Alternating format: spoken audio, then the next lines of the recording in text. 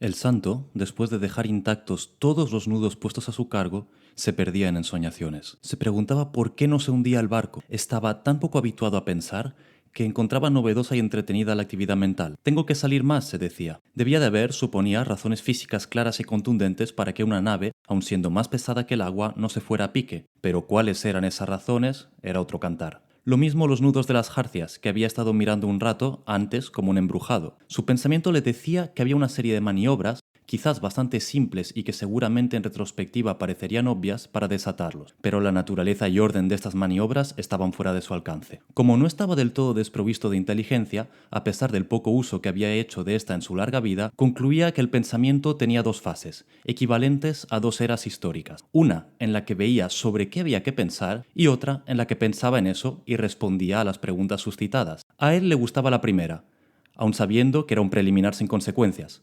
La segunda, que podía definirse como el pensamiento propiamente dicho, le parecía grosera, intrusiva en la realidad, prepotente.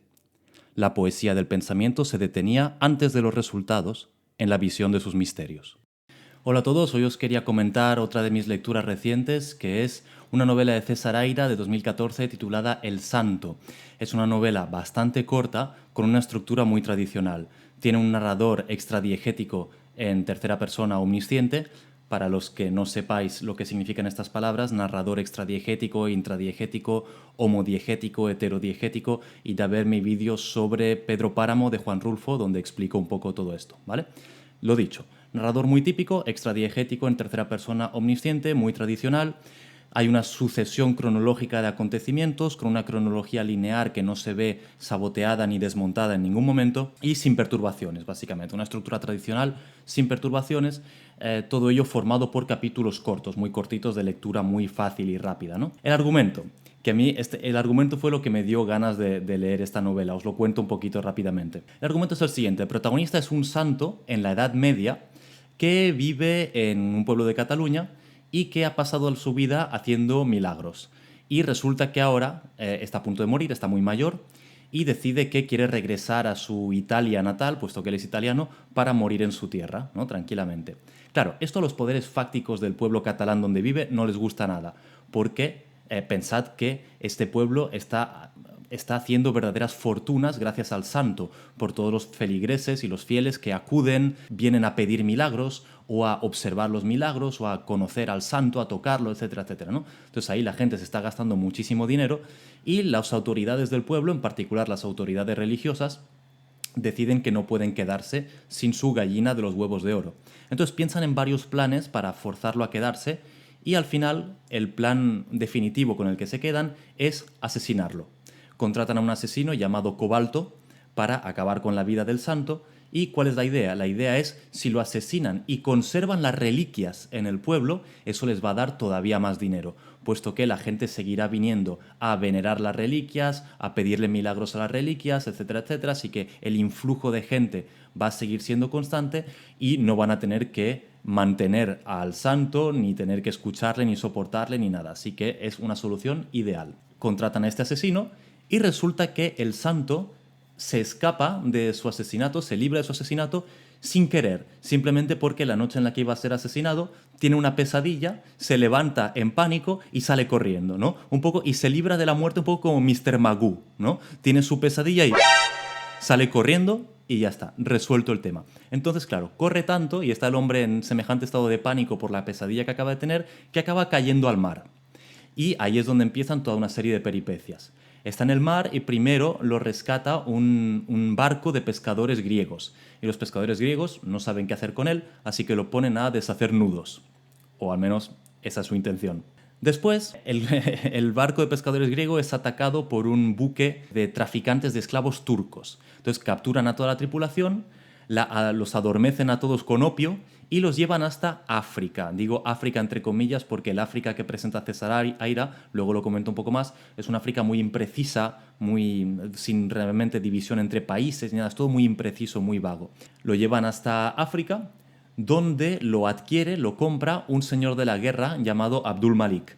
Abdul Malik, que es un señor de la guerra cargado de buenas intenciones, de buen corazón, pero que tampoco sabe qué hacer con el santo, porque realmente la inutilidad de este personaje es extrema, ¿no? Entonces, pues al fin llega un momento en el que decide mandarlo a un encargo a otro reino de África, nada más que para deshacerse de él. Entonces el santo se va en ese encargo y llega, esa es la última parada de su recorrido, llega a el reino de la joven reina Poliana. Una joven reina con la que establece una relación sin duda más basada en el deseo sexual que en el amor y también en la ingenuidad que tiene un punto perverso de ambos y en la extrema neurosis compartida y más o menos compatible de ambos también. La Edad Media que Aira presenta es un mundo colorido, poco anguloso, de bordes lisos y redondos, muy poco agresivo, más suave que violento, de alguna manera da la impresión de ser casi como una acuarela, todo un mundo de una simpática parsimonia que tiene algo casi infantil. Es un mundo simple, liso, colorido, que tiene sus dificultades, pero que no tiene tragedias mayores ni angustias profundas. Y semejante marco es importante para el proyecto de la novela.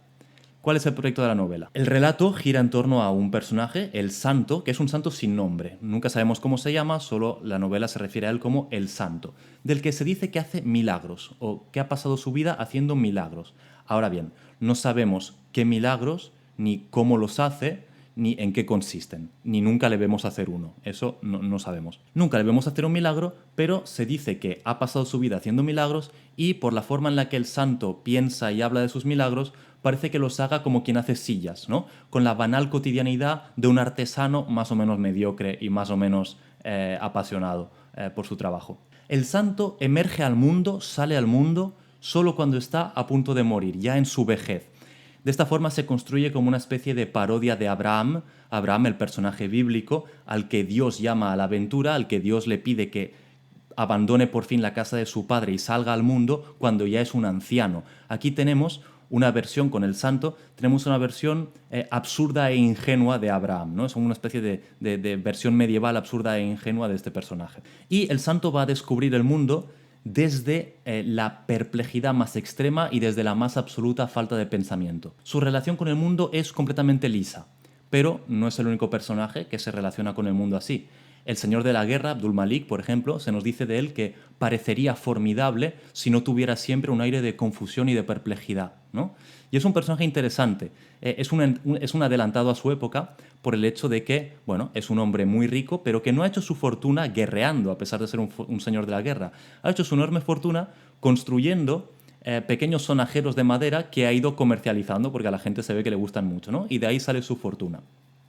Entonces, claro, es un adelantado a su época en el sentido de que él está produciendo bienes de consumo de forma prácticamente industrializada, pero sigue participando en una economía esclavista basada en la esclavitud casi por inercia. Él sabe que ese modelo económico está más o menos obsoleto o percibe ya su obsolescencia, pero sigue participando en él por inercia, porque sí, porque es lo que toca, ¿no? Porque es lo que se hace en esa época. En cuanto a la reina Poliana, la reina es solo reina por su título, porque en realidad no ejerce ningún tipo de poder. No tiene otra voluntad que la de quejarse. Lo único que hace es quejarse de su vida, de las cosas que le suceden. Es receptora pasiva de toda su existencia. Se queja de las cosas que suceden en su reino, se queja sobre todo de las cosas que le hace su madre. Ella recibe pasivamente, como vagando por su reino. Es como una especie de náufraga de su propio reino. Es otro personaje que existe y que se mueve sin actuar. De hecho, en esta novela nadie actúa de verdad. Incluso el asesino, Cobalto, acaba abandonando su empleo o su trabajo y le dirá a la que tenía que ser su víctima, le acabará diciendo que basta con dejar el mundo tranquilo para que las cosas pasen. Y efectivamente esto es así. En esta novela todo el mundo deja el mundo tranquilo y las cosas van pasando. Y a los personajes les suceden las cosas. Ellos no hacen, estrictamente hablando, no hacen nada. Los personajes evolucionan, se mueven, pero sin tomar decisiones, sin ejercer voluntad. Actúan por inercia, en un estado de perpetua perplejidad y de contemplación semiconfusa y desenfadada, dejándose llevar ajenos a cualquier reflexión, a cualquier cuestionamiento o a cualquier ejercicio de su propia voluntad. En cuanto al estilo, la pluma de Aira maneja un registro formal, un registro culto, sin llegar a la pedantería, aunque rozándola a veces. Tiene un humor de una ironía muy eficaz y tiene sobre todo, y esto es lo que es bastante notable, una mirada particularmente penetrante y perspicaz en la psicología de sus personajes. Tiene puntos muy interesantes en ese sentido. Por lo demás, es una novela ligera, tal vez demasiado, cuya ligereza se aparenta demasiadas veces a una falta de sustancia. Sin embargo, esa falta de sustancia no es accidental, puesto que corresponde, se aparenta a la falta de sustancia de estos personajes y de su existencia, unos personajes de los que uno pues acaba encariñándose, como se encariña de un perro por la calle, ¿no? o algo así. Uno acaba encariñándose y sintiendo cierto afecto por estos personajes, que son todos personajes confusos, todos náufragos, que se dejan llevar por la vida semidormidos en un mundo sin asperezas, en el que la gente puede vagar a la deriva hasta el final de sus vidas, hasta desaparecer. A nadie se le escapará que debemos reconocer los rasgos de nuestra posmodernidad tras el rostro de este colorido medievo de cuento que nos presenta César Aira. De alguna manera, esta novela presenta una premisa muy interesante que, en mi opinión, tal vez podría haber sido mejor ejecutada y que, a pesar de sus destellos, que los tiene y muchos, podía dar más de sí. ¿Qué os ha parecido El Santo? Si lo habéis leído, lo vais a leer después de ver este vídeo, os leo en los comments y no olvidéis suscribiros, darle a la campanita y seguirme en redes sociales para estar al tanto de todas las novedades. Un saludo y nos vemos en el próximo vídeo.